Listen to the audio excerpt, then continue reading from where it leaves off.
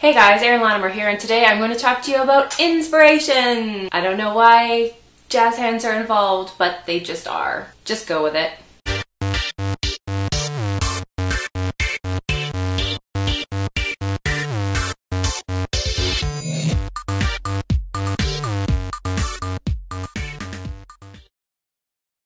Inspiration striking is sort of like getting hit by lightning. It's electrifying.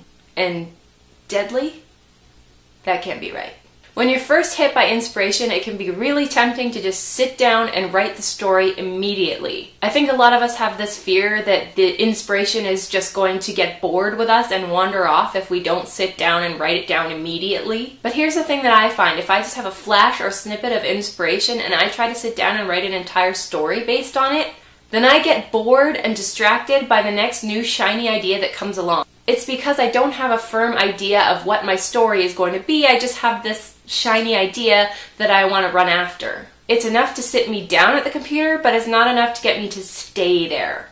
At least not long enough to write an entire book. Having just a scrap or a glimmer of inspiration can fade. So what I do is I wait until this inspiration has hit me 3 times over. The lightning has to strike 3 times in order for me to sit down and start writing my ideas out. Maybe it comes in little chunks. I've got the character right away, that's the first flash of inspiration. Then maybe it could be weeks down the road, I get a little glimmer of an idea for the world that the character's in. Plus, I know that if the idea continues to persist in my brain and it won't leave me alone, then it's going to be the type of thing I can sit down and write an entire 70,000 word manuscript about. If I just have one idea and I'm like, oh, that might be kind of nice to write about, it's not enough to get me to stay in for the whole thing. I have to ensure that I am 100% obsessed with this idea before I sit down and turn it into a story.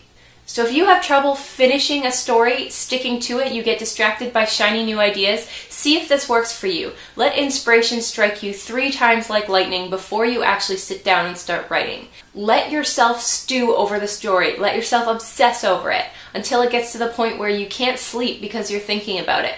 Then you're ready to write it. What about you guys? Do you sit down and write down a story right away, or do you wait for inspiration to stew a little bit? Let me know in the comments below. Don't forget, on Sunday at 7:30 Eastern Standard Time, the WordNerds are having our live chat and we would love to see you there. Thanks for watching, fellow WordNerds, and I'll see you next week.